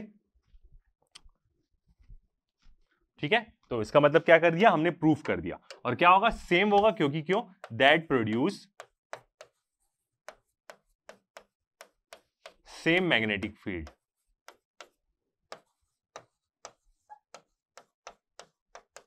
मैग्नेटिक फील्ड दोनों क्या करेंगे, सेम मैग्नेटिक फील्ड प्रोड्यूस कर रही है भाई। यही बार मैग्नेट का एक्सप्रेशन हमने प्रीवियस लेक्चर में देखा है। ओके, तो वहां पे हमने एक और लाइन देखी थी स्टार्टिंग में कि जब हम सोलेनॉइड को आधा कर दें तो वो एक बार मैग्नेट को आधा करने जैसा ही होगा, वीकर स्ट्रेंथ के साथ। तो ऐसा इसलिए वहां पे बोला जा रहा था क्योंकि मैग्नेटिक जो मूवमेंट है उसकी वैल्यू कम हो जाएगी, इफेक्टिव लेंथ, इसलिए उसकी स्ट्रेंथ थोड़ी वीक हो जाएगी, क्योंकि magnetic field strength directly proportional है। कहां पे हम बात कर रहे थे, उसके एक्सियल लाइन। ओके, ये क्या किया हमने, प्रूफ कर दिया। ठीक है, नेक्स्ट टॉपिक देखते हैं।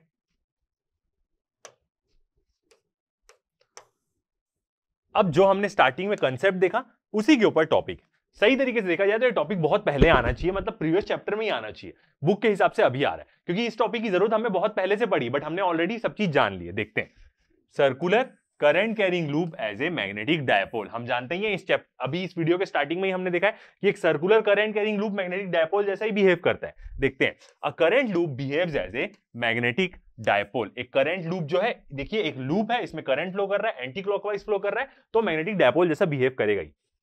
If we look at the upper face current is anti clockwise. यदि हमें जैसे दिख रहा है यहाँ पे, तो ऑब्वियस ही बात है ये एक प्रकार का अपर फेस ही हम देख रहे हैं, जैसा हमें दिख रहा है। तो आप देखिए करंट कैसा फ्लो कर रहा है, एंटी क्लॉकवाइज फ्लो कर रहा है। एंटी क्लॉकवाइज करंट कैसा बिहेव करता है, नॉर्थ पोल जैसा। So it has a north polarity, ऊपर क्या रहेगा, north polarity. If we look at the lower face current is clockwise, so it has a south polarity. नीचे से यदि हम इसको देखेंगे तो वो क्या होगा, हमें क्लॉकवाइज घूमता हुआ दिखेगा, मतलब साउथ पोलैरिटी रहेगी। सेम वैसी मैं अपनी फिंगर्स को एंटी क्लॉकवाइज घुमाता हूं, आपको ये क्लॉकवाइज दिख रही होगी। तो बस देखने का तरीका अलग अलग, ऊपर से देखे नॉर्थ पोल, नीचे से देखे साउथ पोल, ऊपर से देखे एंटी क्लॉकवाइज, नीचे से देखे क्लॉकवाइज। ठीक है, तो अपर फेस और लोअर फेस नीचे से देख रहे हैं। तो मैग्नेटिक मूवमेंट का डायरेक्शन कैसा दिखा रहा है, ऊपर की तरफ। क्यों, क्योंकि हमें पता है मैग्नेटिक मूवमेंट का डायरेक्शन कैसा रहता है, साउथ पोल से नॉर्थ पोल रहता है, याद रखिएगा। तो नीचे साउथ पोल बन रहा है और ऊपर नॉर्थ पोल है, तो मैग्नेटिक डायपोल मूवमेंट कैसे जाएगी, साउथ से नॉर्थ जाएगी। तो इसलिए क्या होगा, यहां पे ऊपर डायरेक्शन दिख रहा है मैग्नेटिक डायपोल मूवमेंट का।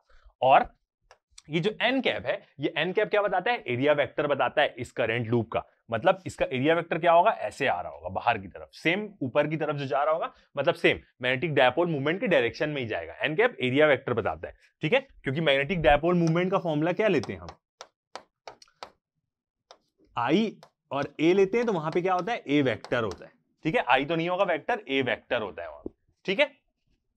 ओके, आगे बढ़ते हैं। That means current loop behave as a system of two equal and opposite magnetic poles. Obviously बात है, करंट लूप बिहेव करेगा ही दो मैग्नेटिक पोल्स जैसा, it hence it act as a magnetic dipole. तो ये हम ऑलरेडी जान लिए कि वो मैग्नेटिक डायपोल जैसा बिहेव करेगा ही करेगा, क्योंकि उसमें दो ठो क्या बन रहे, पोल्स बन रहे, क्लॉकवाइज और एंटी क्लॉकवाइज करंट के कारण। ओके, आगे बढ़ते हैं। अब हम देखेंगे एक ठो का एक्सप्रेशन, मतलब अभी हमने क्या देखा, इसी का यदि हम सिर्फ एक सर्कुलर लूप लें और उसके एक ही यदि कॉइल रहा और उसके एक्सेल पॉइंट पे यदि हम मैग्नेटिक फील्ड स्ट्रेंथ निकालें तो वो कैसा होगा, ठीक है। देखते हैं इसके बारे में। तो फर्स्ट हम देखते हैं मैग्नेटिक डायपोल मूवमेंट कैसा होता है। मैग्नेटिक डायपोल मूवमेंट देखें, या इसको मैग्नेटिक मूवमेंट भी बोलते हैं। तो वो कैसा होता है, m is equal to N I A. N क्या होगा, नंबर ऑफ टर्न्स, आई क्या होगा, जो करंट उसमें फ्लो कर रहा है, ए उसका एरिया वेक्टर होता है, मतलब वो कॉइल का एरिया क्या है, क्रॉस सेक्शनल एरिया, वो चीज वो बताता है, ठीक है। अब यदि हम देखें, यदि हम एक सर्कुलर कॉइल ले, सिर्फ एक यदि सर्कुलर कॉइल हम ले लें और हमें क्या करना है, इसकी एक्सियल लाइन में क्या करना है, फील्ड स्ट्रेंथ निकालनी। ये इसका सेंटर हो गया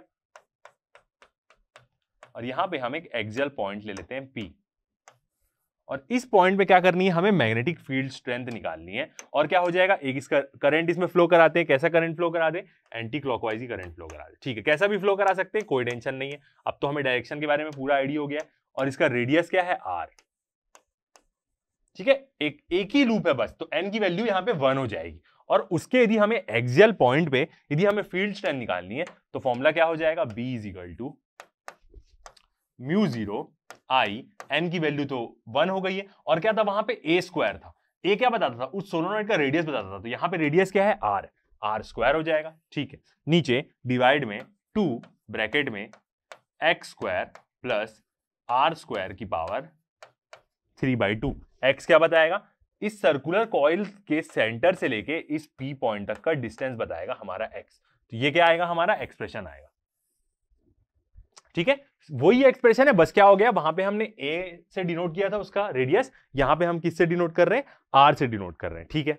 अब यदि हम यहां पे देखें कि यदि इफ x जो डिस्टेंस है वो क्या रहा, बहुत ज्यादा बड़ा रहा एज कंपेयर टू r, मतलब ये डिस्टेंस बहुत दूर रहा इसके सेंटर से, तो r को हम क्या कर देंगे, नेग्लेक्ट कर देंगे। तो ये r क्या हो जाएगा, नेग्लेक्ट हो जाएगा, यहाँ पे r स्क्वायर ऊपर वाला नहीं होगा, नीचे वाला ही होगा, ठीक है। तो यहाँ पे क्या बचेगा, सिर्फ x स्क्वायर की पावर 3/2, 2 भी कैंसिल आउट हो जाएगा, तो सिर्फ x क्यूब बचेगा। तो इस केस में हमारा एक्सप्रेशन कितना आ जाएगा, इस केस में मैग्नेटिक फील्ड का एक्सप्रेशन क्या आ जाएगा, म्यू 0 आई, ऊपर वाला r नहीं जाएगा, वो रहेगा r स्क्वायर बाई, नीचे क्या बचेगा, सिर्फ 2 r क्यूब, यही बचेगा। ओके, अब इस एक्सप्रेशन को हम क्या करते हैं, पाई से मल्टीप्लाई और डिवाइड कर देते हैं। पाई से हमने क्या किया, मल्टीप्लाई और डिवाइड कर दिया। ओके, ऐसा हम क्यों कर रहे हैं, क्योंकि म्यू 0/4 पाई हमारा क्या बन जाएगा, एक एक्सप्रेशन बन जाएगा, ठीक है। तो देखते हैं, पाई से जब हम मल्टीप्लाई और डिवाइड कर देंगे तो क्या हमारा एक्सप्रेशन हो जाएगा, b is equal to mu 0 I, एक पाई को ले लेंगे हम r के साथ, तो पाई r स्क्वायर, वो क्या बता देगा, इस सर्कुलर लूप का एरिया बता देगा, डिवाइड बाय 2 पाई है, ठीक है। 2 भी चाहिए क्या हमें, नहीं, जरूरत नहीं है, ओके। तो 2 पाई r क्यूब, ये बचेगा। अच्छे से लिखे इस एक्सप्रेशन को, तो क्या हो जाएगा, म्यू 0 बाई, पूरा ले लेते हैं, पाई और r स्क्वायर क्या बन जाएगा, इस सर्कुलर लूप का एरिया बन जाएगा। तो म्यू 0 क्या हो गया, आई a by 2 pi r cube, ठीक है। अब यहां पे क्या है, एक ही टर्न है, तो n की वैल्यू 1 है, तो I और A क्या बन जाएगा, हमारा मैग्नेटिक मूवमेंट बन जाएगा। तो इसका मतलब एक्सप्रेशन क्या आ जाएगा हमारा, B is equal to mu 0 m by mu 0 m by 2 pi r cube. तो ये क्या एक्सप्रेशन आ गया, मैग्नेटिक मूवमेंट्स के टर्म में इसका एक्सप्रेशन आ गया, mu 0 m by 2 pi cube, ठीक है। अब यहां पे वेक्टर क्वांटिटीज में भी ले सकते हैं हम इसको, क्योंकि m क्या होता है, मैग्नेटिक मूवमेंट वेक्टर क्वांटिटी होता है, और आई ए से बने रहता है वो, यदि नंबर ऑफ टर्न्स बन रहा है तो ए क्या होता है, एरिया वेक्टर होता है, इसलिए एन कैप आता है डायरेक्शन दिखाने के लिए। वो क्या होता है, जो भी प्लेन हम ले रहे हैं उससे क्या होता है, जस्ट परपेंडिकुलर रहता है। ये प्लेन तो ऐसे क्या हो जाएगा, जस्ट परपेंडिकुलर, जो जैसा पेन है वैसी ऐसे करूंगा तो ये पेन क्या बताएगा, परपेंडिकुलर बताएगा एरिया वेक्टर। तो इसी के डायरेक्शन में क्या होता है हमारा, एन कैप होता है। ओके, आगे बढ़ते हैं, नेक्स्ट टॉपिक देखते हैं, इलेक्ट्रॉन का मैग्नेटिक मूवमेंट। ओके, आगे बढ़ते हैं, नेक्स्ट टॉपिक देखते हैं कैसे हम एक मैग्नेटिक मूवमेंट निकालते हैं एक रिवॉल्विंग इलेक्ट्रॉन का, उसके बारे में देखते हैं। तो magnetic dipole movement of a revolving electron, क्योंकि ऑब्वियसली बात है इलेक्ट्रॉन क्या कर रहा है, रिवॉल्व कर रहा है, मूव कर रहा है, तो करंट भी बनाएगा, और एक प्रकार से क्या बनाएगा, चार्ज मूव कर रहा है तो वो मैग्नेटिक फील्ड भी बनाएगा, तो उसकी भी क्या होगी, मैग्नेटिक मूवमेंट भी होगी। तो magnetic dipole movement of a revolving electron, और इससे भी क्वेश्चन पूछता है, as electron being a charge particle, obviously बात है हमें पता है चार्ज पार्टिकल है वो, तो कंस्टिट्यूट्स ए करंट, जब वो मूव करता है तो उसके अपोजिट डायरेक्शन में कन्वेंशनल करंट फ्लो करता है, while moving in its circular orbit around the nucleus. अब इलेक्ट्रॉन क्या करता है, न्यूक्लियस के चारों ओर गोल गोल घूमता है, ऑब्वियसली बात है बेसिक नॉलेज है, since moving charges constitutes a current as well as magnetic field. और हमने इस चैप्टर में यही तो देखा है प्रीवियस चैप्टर में कि जब भी कोई चार्ज मूव करने लगता है वो क्या करता है, मैग्नेटिक फील्ड प्रोड्यूस करने लग जाता है। तो कैसे हम एक इलेक्ट्रॉन का मैग्नेटिक डायपोल मूवमेंट कैलकुलेट करते हैं वो चीज के बारे में देखते हैं, डेरिवेशन। ओके, शुरू करते हैं। सबसे पहले फर्स्ट लेते हैं हम टाइम पीरियड। इफ टी क्या हो जाएगा हमारा, time period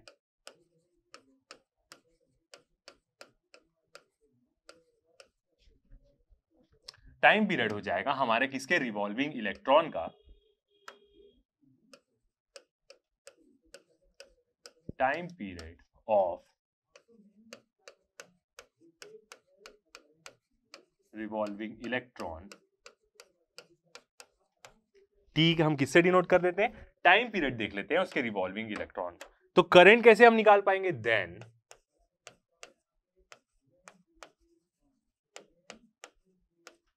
current of electron, obviously बात है वो मूव कर रहा है तो उसका हम करंट कैसे निकाल सकते हैं, I इज इक्वल टू क्या हो जाएगा, E बाई टी। ये क्या हो जाएगा, इलेक्ट्रॉन का करंट हो जाएगा I is equal to T. क्यों, क्योंकि करंट क्या होता है, करंट को हम कैसे लिखते हैं, I इज इक्वल टू हम क्या लिखते हैं, Q बाई टी लिखते हैं, चार्ज टाइम के साथ, flow of charge per unit time के हिसाब से। अब Q यदि हम क्वांटाइजेशन ऑफ चार्ज से देखें तो Q क्या होता है, N इक्वल टू E होता है, बेसिक यूनिट चार्ज, E क्या होता है, एक इलेक्ट्रॉन का ही। अब यहाँ पे हम एक ही इलेक्ट्रॉन के बारे में बात कर रहे हैं तो उसकी वैल्यू क्या हो जाएगी, 1 हो जाएगी। इसलिए जो करंट जो कंसिस्ट करेगा इलेक्ट्रॉन का रिवॉल्यूशन, वो क्या करंट होगा, E बाई टी होगा। तो वही चीज हमने क्या करी, यहाँ पे लिखी। ओके, तो ये चीज सबको क्लियर होगी कि E बाई टी कैसे हो जाएगी, ऊपर में Q आता है, क्वांटाइजेशन ऑफ चार्ज के कारण N की वैल्यू क्या हो जाएगी, 1 हो जाएगी। ठीक है, अब और टर्म्स कंसीडर करते हैं। इफ R क्या हो जाएगा, orbital radius, orbital radius of electron. Orbital radius मतलब जो न्यूक्लियस से जितने रेडियस दूर पे वो क्या कर रहा है, रिवॉल्व कर रहा है गोल गोल, तो ये क्या हो जाएगा, उसका रेडियस। याद रखिएगा ये इलेक्ट्रॉन के अंदर का रेडियस नहीं है, ऑब्वियसली बात है वो नहीं हो सकता, जिस ऑर्बिट पे वो रिवॉल्व कर रहा है उस ऑर्बिट का न्यूक्लियस से क्या हो जाएगा, ये रेडियस हो जाएगा। और एक और टर्म कंसीडर कर लेते हैं हम अपनी, v क्या हो जाएगी उसकी, ऑर्बिटल स्पीड, जिस स्पीड से वो क्या कर रहा है, ऑर्बिट में घूम रहा है, ऑर्बिटल स्पीड। यदि v क्या हो गई, उसकी ऑर्बिटल स्पीड हो गई, तो टाइम पीरियड क्या हो जाएगा हमारा, यदि हम नॉर्मल देखें तो स्पीड इज इक्वल टू क्या होता है, डिस्टेंस बाय टाइम होता है। अब यदि यहां से हमें टाइम निकालना रहा तो टाइम इक्वल टू क्या हो जाएगा, टाइम इधर स्पीड नीचे, तो डिस्टेंस बाय स्पीड हो जाएगा। तो इसका मतलब यदि हम यहाँ पे टाइम पीरियड निकालना चाहें, जो हम क्या निकाल रहे हैं, टी, जिससे हमने डिनोट किया, तो टी इक्वल टू क्या हो जाएगा, डिस्टेंस, कितना डिस्टेंस वो कवर कर रहा है, गोल गोल घूम के 2 पाई आर। ओके, तो कितना डिस्टेंस वो कवर कर रहा है, 2 पाई आर डिस्टेंस कवर कर रहा है। और किस स्पीड से कवर कर रहा है, जिसको हमने क्या लिया है, v, तो 2 पाई आर बाई वी, ये क्या हो जाएगा, उसका टाइम पीरियड हो जाएगा। ओके, अब क्या करते हैं, इस वैल्यू को हम, ये जो वैल्यू है टी की, इसको हम क्या करते हैं, आई में पुट कर देते हैं। तो आई इक्वल टू क्या हो जाएगा, ई डिवाइड बाय टी की वैल्यू उल्टा आएगी इसमें, तो 2 पाई आर बाई ऊपर क्या आ जाएगा, वी आ जाएगा। ये क्या आ गई हमारी करंट की इक्वेशन आ गई। ओके, अब देखते हैं हम मैग्नेटिक मूवमेंट के बारे में।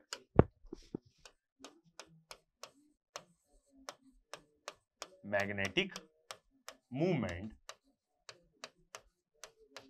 Of electron.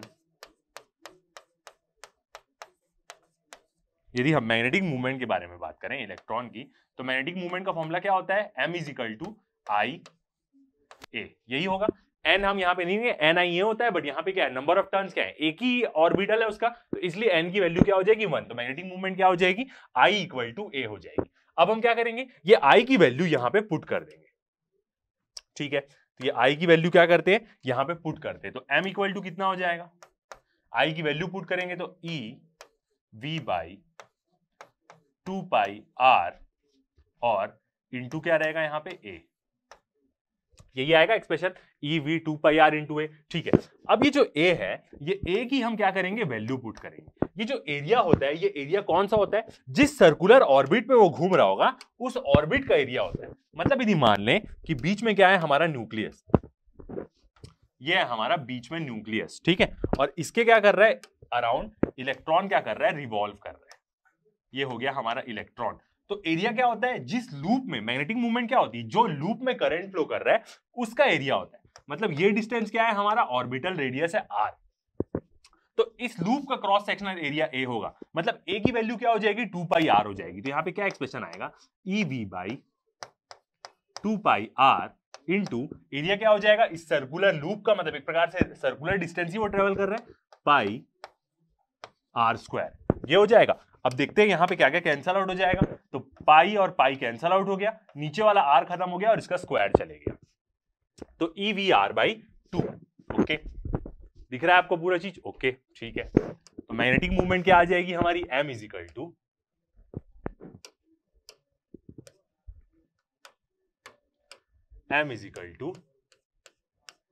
E v r by 2। ये क्या आ गया हमारा, मैग्नेटिक मूवमेंट का एक्सप्रेशन आ गया। ओके, अब हम क्या करते हैं, यहां पे इलेक्ट्रॉन के मास से मल्टीप्लाई और डिवाइड कर देते हैं, m e से मल्टीप्लाई कर दे रहे हैं और m e से डिवाइड कर दे रहे हैं इलेक्ट्रॉन के मास से। ऐसा करने से क्या होगा कि हमें उसका एंगुलर मोमेंटम मिलेगा, ठीक है। तो अब क्या करते हैं, इसको थोड़ा सा अरेंज करके लिखते हैं, तो m इजिकल टू क्या हो जाएगा यहाँ पे, e और 2 यहां पे ले लेते हैं और एक m e यहां पे ले लेते हैं, ओके, इनटू अब क्या हो जाएगा यहाँ पे, v बचा है, r बचा है और m e, ठीक है, तो m e v और r, ये क्या आ गई, पूरी एक टर्म आ गई। अब यहां पे हमें दिख रहा है कि m और e इलेक्ट्रॉन का मास और उसकी वेलोसिटी क्या बना देगी, मोमेंटम बना देगी। मोमेंटम का फॉर्मूला क्या होता है, मास इनटू वेलोसिटी, ठीक है। अब मोमेंटम है और मोमेंटम को भी हम रेडियस से मल्टीप्लाई कर रहे हैं, तो मूवमेंट ऑफ मोमेंटम क्या होता है, एंगुलर मोमेंटम होता है। एंगुलर मोमेंटम को यही तो बोलते हैं मूवमेंट ऑफ मोमेंटम, ठीक है। तो यहां पे जो ये जो टर्म है पूरी, ये टर्म क्या हो जाएगी हमारी, एंगुलर मोमेंटम हो जाएगी, जिसको हम कैसे डिनोट कर सकते हैं, एल से, एल स्मॉल एल से डिनोट कर देते, ये क्या हो जाएगा, angular momentum.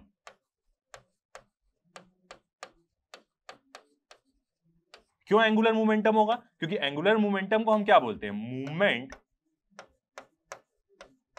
Of momentum. Are क्या है, मूवमेंट, और मोमेंटम क्या है, mv। तो मूवमेंट ऑफ मोमेंटम क्या होता है, एंगुलर मोमेंटम होता है। तो ये क्या बन जाएगा, L बन जाएगा, एंगुलर मोमेंटम बन जाएगा, mv r वाली टर्म, ओके ठीक है। तो अब क्या हो जाएगा, इसको हम क्या करते हैं, डिनोट कर देते हैं m से। तो न्यू एक्सप्रेशन हमारा क्या बन जाएगा, m is equal to e by 2 mass electron का इनटू l, ये बन जाएगा हमारा एक्सप्रेशन, ठीक है। ग्रीन कलर आपको दिख रहा है, ओके ठीक है। अब क्या करते हैं, यहां पे ये m को l के नीचे ले लेते हैं, तो m by l is equal to क्या एक्सप्रेशन आ जाएगा, e बाई 2 me। और ये जो रेशियो रहता है ना, ये क्या रहता है, कांस्टेंट रहता है। ये क्या है, इज ए कांस्टेंट, ये रेशियो क्या रहता है, कांस्टेंट रहता है। इस रेशियो को हम क्या बोलते हैं, ये जो रेशियो है इसको हम बोलते हैं गायरोमैग्नेटिक रेशियो।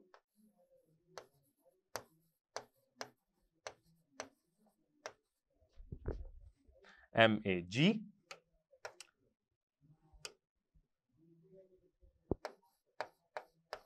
गायरोमैग्नेटिक रेशियो बोलते हैं ये जो रेशियो है। और ये किसने दिया था, ये वाला एक्सपेरिमेंट किसने किया था, बोर्स ने किया था।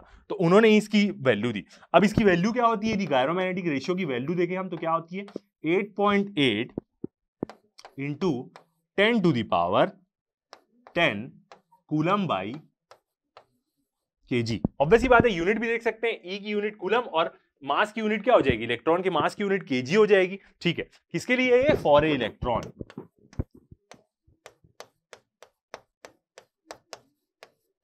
इसी को हम क्या बोलते हैं, याद रखिए गायरोमैग्नेटिक रेशियो बोलते हैं इसी को। ये एक्सपेरिमेंट किसने किया था, बोर्स ने किया था। जब उन्होंने इलेक्ट्रॉन शेल के बारे में देखना शुरू किया था तो उन्होंने क्या दी, इसकी वैल्यू दी 8.8 into 10 to the power 6 coulombs per KG की। उन्होंने क्या दी, इसकी वैल्यू दी गायरोमैग्नेटिक रेशियो की।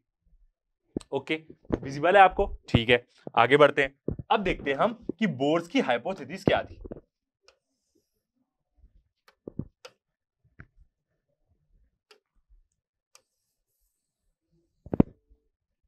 देखते हैं, फ्रॉम बोर्स हाइपोथेसिस, ये क्या दिया था उन्होंने, अलग अलग शेल में जब वो मूव करेगा इलेक्ट्रॉन तो उसकी हमें एनर्जी निकालने के लिए। From bore hypothesis angular momentum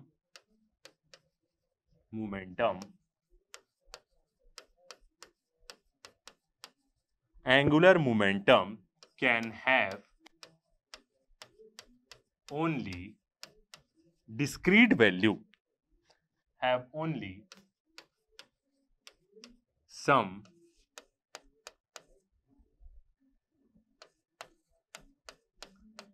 discrete value। Discrete का मतलब होता है अलग। उन्होंने क्या किया, बोर की हाइपोथेसिस क्या बोली कि जो भी एंगुलर मोमेंटम होगी उसकी कोई डिस्क्रीट ही वैल्यू होगी, एकदम अलग वैल्यू। किस पे डिपेंड करेगी, वो उसके एनर्जी लेवल्स पे डिपेंड करेगी कि कौन से एनर्जी लेवल्स पे वो डिपेंड कर रहा है। ठीक है, उसका भी एक्सप्रेशन आएगा, अभी हम देखते हैं। तो क्या एक्सप्रेशन आएगा, अब डिस्क्रीट वैल्यू, इसका मतलब जो ये एल है यहां पे, ये जो एल है इसकी वैल्यू उन्होंने क्या दी, L is equal to N H by 2 pi. ये क्या दी उन्होंने, वैल्यू दी। यहां पे h की बात करें तो यहां पे यदि हम n देखें तो n क्या है, एक प्रकार का नेचुरल नंबर है, नेचुरल नंबर है। इसका मतलब 0 नहीं आएगा, 1 से शुरू होगा। और ये जो n है यही हमें आगे जाके अभी हम देखेंगे कि ये क्या है, उसकी शेल लेवल है। फर्स्ट लेवल शेल मतलब न्यूक्लियस के एकदम पास में घूम रहा है, सेकंड लेवल मतलब थोड़ा सा और दूर में घूम रहा है, तो ये शेल है। हम देखेंगे बोर्स मॉडल में, ऑब्वियसली बात है आपने कहीं ना कहीं तो पढ़ा ही होगा कि नंबर ऑफ शेल्स रहती है, पहली शेल, दूसरी शेल, तीसरी शेल, मतलब लेवल, किस लेवल में इलेक्ट्रॉन घूम रहा है, तो ये एन वही देगा। और एच की बात करें तो एच क्या है हमारा, प्लैंक्स कांस्टेंट। इसकी क्या रहती है, एक वैल्यू रहती है, प्लैंक्स कांस्टेंट। H क्या है हमारा, प्लैंक्स कांस्टेंट, यहां पे इसकी वैल्यू है। ठीक है, तो ये हमें क्या मिल गई, L की वैल्यू मिल गई। इस L की वैल्यू को हम क्या करेंगे, इसमें पुट कर देंगे। तो देखते हैं हमारा एक्सप्रेशन क्या हो जाएगा। पूरा चीज आपको दिख रहा है, ओके। देखते हैं एक्सप्रेशन क्या हो जाएगा, L की वैल्यू पुट कर देते हैं तो क्या हो जाएगा हमारा expression, M is equal to, मतलब ये क्या है, magnetic movement, dipole movement electron की, E बाई 2 ME इलेक्ट्रॉन का mass into N H by 2 pi, NH by 2 pi. ये क्या आ जाएगा हमारा एक्सप्रेशन आ जाएगा। ओके, अब क्या करते हैं, सबको मर्ज कर देते हैं, दोनों एक्सप्रेशन को मर्ज कर देते हैं। 2 2 तो है ही, तो M इज इक्वल टू क्या हो जाएगा यहाँ पे, E डिवाइड बाई 2 2 क्या हो जाएगा हमारा, 4 हो जाएगा, 4 पाई ME इंटू NH, थोड़े अलग है तो उसको अलग रख देते हैं, NH। ओके, अब देखते हैं यदि फॉर n इक्वल टू 1, इसका मतलब n1 क्या है, वो पहली शेल में घूम रहा है, हमारे पहले एनर्जी लेवल के शेल में एकदम न्यूक्लियस के पास घूम रहा है। तो इसका मतलब क्या होगा, जो m है मैग्नेटिक मूवमेंट, ऑब्वियस ही बात है n की वैल्यू 1 हुई, डायरेक्टली प्रोपोर्शनल है, तो मैग्नेटिक मूवमेंट सबसे कम आएगा।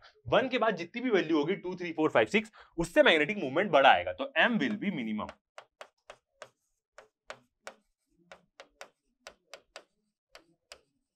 m की वैल्यू क्या आ जाएगी, मिनिमम आ जाएगी। ठीक है, तो m की वैल्यू क्या करते हैं 1, अब हम क्या करते हैं पुट कर देते हैं।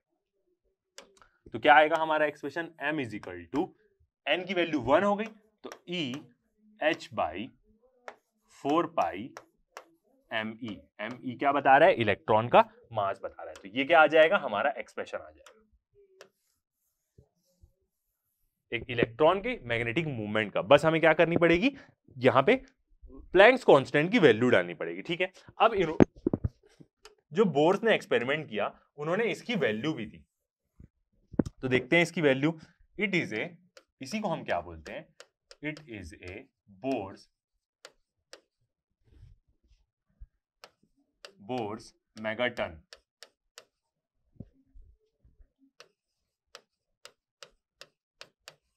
इसी एक्सप्रेशन को हम क्या बोलते हैं, बोर्स का क्या है, ये megaton.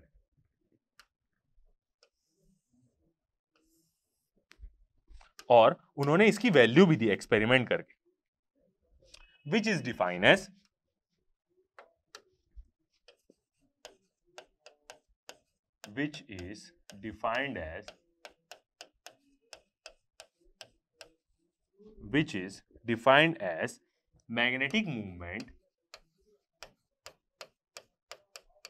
magnetic movement of revolving electron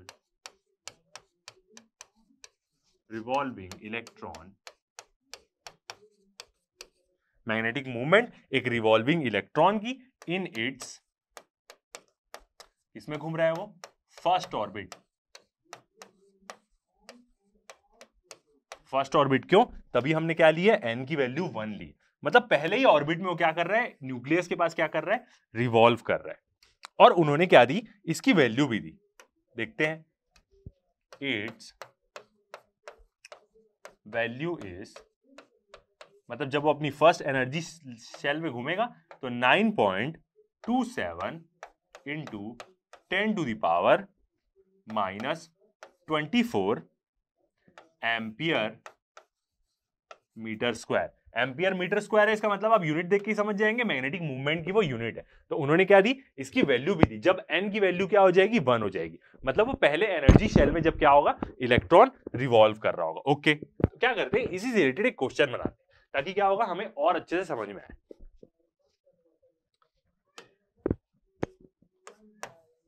देखते हैं example. An electron in a hydrogen atom is moving with a speed of 2.3 into 10 to the power 6 metre पर सेकेंड। एक इलेक्ट्रॉन हाइड्रोजन ऑर्बिट में इस स्पीड से घूम रहा है in an orbital radius of 0.53 angstrom. Orbital radius दिया, मतलब न्यूक्लियस से लेके उसके सर्कुलर डिस्टेंस का रेडियस।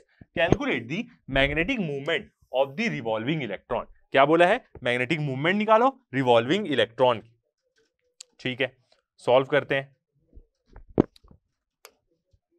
सबसे फर्स्ट हम क्या लिखते हैं, अपनी गिवन वैल्यूज, क्या क्या हमें गिवन है।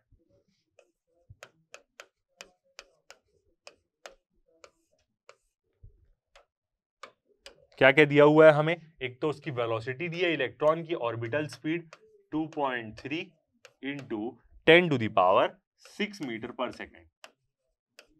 और क्या दिया हुआ है, उसका ऑर्बिटल रेडियस दिया हुआ है r, कितना दिया हुआ है 0.53 एंगस्ट्रॉम। मतलब मीटर में करने के लिए क्या करेंगे, 0.53 into 10 to the power -10 metre. Okay, क्या निकालना है हमें, निकालना क्या है हमें, इसकी मैग्नेटिक मूवमेंट निकालनी है, मतलब m निकालना है। ओके, सॉल्व करते हैं। सबसे पहले हम देख लेते क्या कि करंट कैसा फ्लो करेगा। मैग्नेटिक मूवमेंट निकालना है तो उसके लिए हमें करंट चाहिए, और एरिया तो हमारा निकल जाएगा क्योंकि हमें ऑर्बिटल रेडियस दिया है जिस सर्कुलर लूप में वो करंट फ्लो कर रहा है। तो फर्स्ट हम निकालते हैं क्या, करंट निकालते हैं।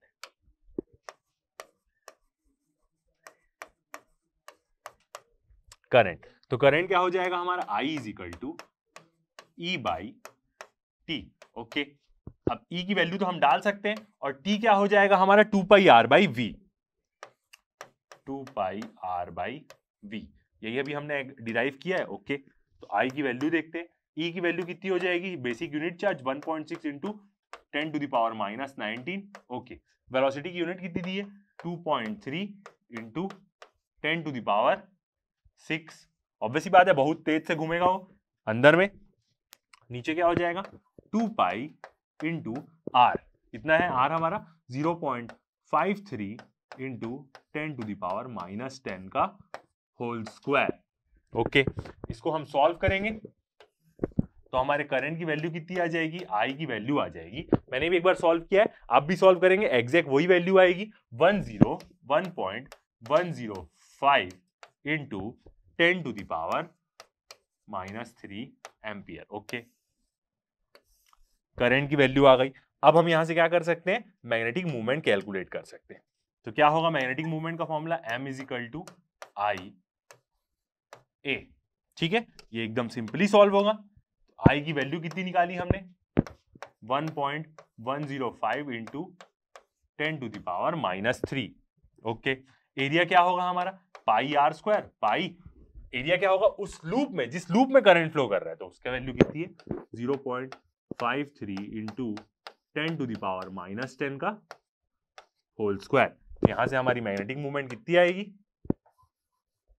M इज इक्वल टू, इसको आप सॉल्व करेंगे, मैंने भी सॉल्व करके देखा है, 9.75 into 10 to the power minus 24, unit क्या होती है एम्पियर मीटर स्क्वायर। तो ये क्या आ जाएगा हमारा आंसर आ जाएगा। ओके,